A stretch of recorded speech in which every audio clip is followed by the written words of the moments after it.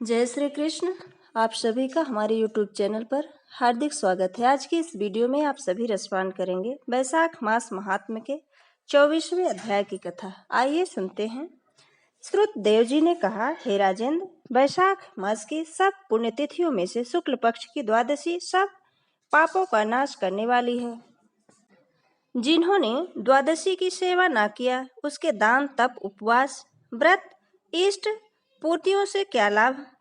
वैशाख मास की द्वादशी के दिन गंगा जी के तट पर जो एक गौदान देता है उसको 1000 गौदान का फल प्राप्त होता है। दुर्भिक्ष के समय प्रतिदिन करोड़ को भोजन कराने का फल द्वादशी के दिन एक को ही भोजन कराने से प्राप्त होता है। शुक्ल पक्ष की द्वादशी के दिन जो मुट्ठी भर अन्न दान करता है उसको करोड़ों ब्राह्मणों को भोजन कराने का फल प्राप्त होता है।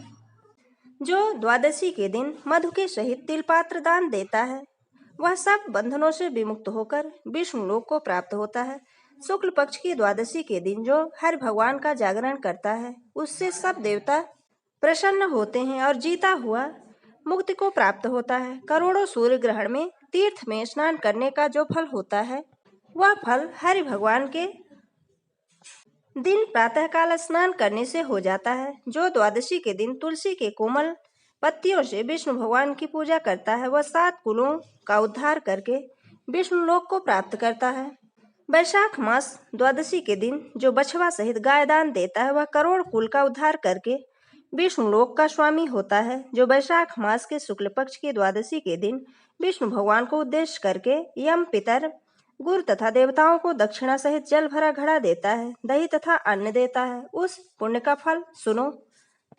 1 वर्ष तक सुंदर खटरस अन्नों का भोजन कराने से जो पुण्य होता है वह फल मधुसूदन भगवान की आज्ञा से उसको मिलता है। जो वैशाख मास की शुक्ल पक्ष की द्वादशी के दिन शालिग्राम शिला का दान करता है वह सब पापों से मुक्त होता है। सूर्य ग्रहण में गंगा के तट पर जो 7 द्वीप वाली पृथ्वी दान देता है उसको भी करोड़ गुना फल इसके बराबर होता है। द्वादशी के दिन जो मधुसूदन भगवान को दूध से स्नान कराता है उसको राजसूय यज्ञ तथा अश्वमेध यज्ञ का फल प्राप्त होता है। वही फल गंगा जी में मिलता है, इसमें कोई संदेह नहीं है। त्रयोदशी के दिन जो विष्णु भगवान को दूध, दही मिश्रित तथा शक्कर और मधु से मधुसूदन भगवान की प्रीति के लिए जो विष्णु भगवान को भक्ति पूर्वक पंचामृत से स्नान कराता है वह सब कुलों का उद्धार करके विष्णु लोक को जाता है। हरि भगवान की प्रीति के लिए इस तिथि को सायंकाल के समय शरबत पिलाता है उसके पुराने पाप सर्प के पुरानी केचुली की तरह अलग हो जाते हैं। जो संध्या के समय रस भरी ककड़ी दान देता है वह ककड़ी के रसायन से मुक्त हो जाता है। जो ऊख, आम तथा मुनक्का दान देता है उसके 100 पीढ़ी तक संतति का नाश नहीं होता। जो द्वादशी के दिन संध्या को गंध और लेप दान करता है वह निस्संदेह सब बाहरी घावों से मुक्त हो जाता है। हे राजन, द्वादशी के दिन जो कुछ थोड़ा भी पुण्य करता है वैशाख मास में शुक्ल पक्ष में उसका अक्षय फल होता है। हे राजन, इसकी प्रसिद्धि किससे हुई सो मैं कहता हूँ। इसके सुनने से सब पापों का नाश होता है तथा सब प्रकार से कल्याणों को देने वाली है। प्राचीन समय में काश्मीर देश में देवता नाम का एक ब्राह्मण रहता था। उसकी मालिन नाम की पाप रूपी कन्या थी। उस कन्या को उसने सत्यशील नाम से बुद्धिमान श्रेष्ठ ब्राह्मण से ब्याह किया था। वह बुद्धिमान उसको लेकर अपने यवन नाम के देश में गया। रूप तथा यौवन से युक्त वह उसकी प्रिय न हुई। उस स्त्री का पति वह राजा सर्वदा उससे द्वेष करता था और निष्ठुर रहता था तथा दूसरे किसी से द्वेष नहीं करता था। हे राजन, उस पति पर क्रोध करके वशीकरण की लालच से उस स्त्री ने उन स्त्रियों से पूछा जिनको उसने त्याग दिया था। हे भूप, उन स्त्रियों ने कहा कि तेरा पति वश में हो जाएगा। पति के त्याग के अपमान से हम लोगों को यह निश्चय है, हम लोगों ने अपने पतियों को औषध देकर वश में किया है। तू आज योगिनी के पास जा, वह तुझे औषधि देगी, तेरा पति दास के समान हो जाएगा। तो शंका मत कर। हे राजन, उन स्त्रियों के कहने पर योगिनी के मंदिर में गई। उस दुष्चारिणी सती ने उस योगिनी से अत्यंत प्रसाद पाया। वह शीघ्र ही उसकी कुटिया में गई जिसमें 100 खंभे लगे थे। वह कुटी बड़ी स्वच्छ, सुंदर और लंबी चौड़ी थी। इसके चारों ओर लंबे वस्त्र का घेरा था और यह अच्छी तरह रंगी थी। यह कुटी बड़ी शोभायमान थी और इसमें बड़े बड़े पर्दे लगे थे। योगिनी सेवकों से घिरी हुई धीरे धीरे देख रही थी और रुद्राक्ष की माला लेकर जप कर रही थी। उस स्त्री से प्रार्थना करने पर उसने क्षोभ उत्पन्न करने वाला सिद्ध वशीकरण मंत्र उसको बतलाया। तब नमस्कार करके उसने हीरा तथा मणिक जड़ी हुई बड़ी चमकती हुई पैर की अंगूठी उस योगिनी को दिया। मुलायम सोने के सहित सूर्य के किरण के समान चमकने वाली पैर की अंगूठी को देखकर वह बड़ी प्रसन्न हुई। उसके पति के अपमान को हृदय से जानकर हे राजन, उस तापसी ने उसके हित की बातें कही। यह रक्षा का चूर्ण सब प्राणियों को वश में करने वाला है। अपने पति को यह चूर्ण देकर उसके गर्दन की रक्षा करो।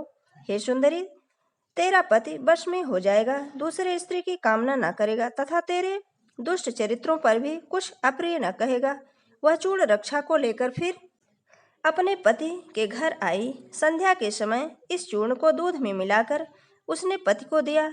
उसने गर्दन की रक्षा किया, इसका कुछ विचार न किया। हे राजेंद्र, पति ने चूर्ण पी लिया। उस चूर्ण से राजा क्षय रोग से पीड़ित हो गया, दिन दिन क्षीण होने लगा।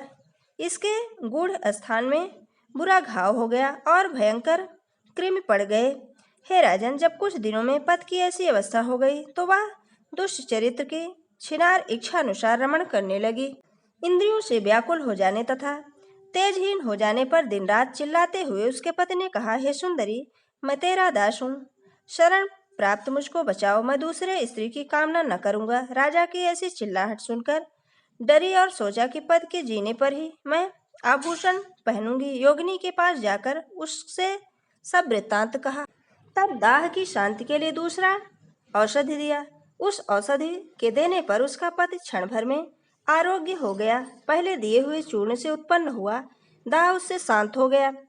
तब से उसका पति उसके बस में हो गया और घर पर रहता था। गृहस्थी के कार्य के बहाने से उसका जोर घर में रहता था। सभी वर्ण के जार उसी के घर में रहते थे, परंतु पति को कुछ भी कहने की शक्ति न रही। तब इसी दोष से उसके संपूर्ण शरीर में कालांतक मय के समान हड्डियों को देने वाले कीड़े व्याप्त हो गए और उन्होंने उसकी नाक, जीभ तथा दोनों कानों को छेद कर दिया। दोनों स्तन और अंगुलियां पंगु हो गई।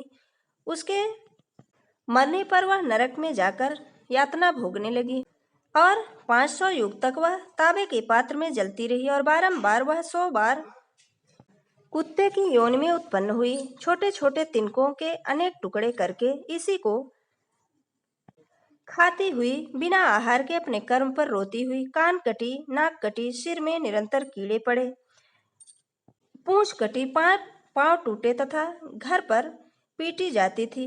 बाद में शिबिर देश में पद्म बंधु नामक ब्राह्मण की दासी के घर अति दुख से व्याकुल कुतिया हुई।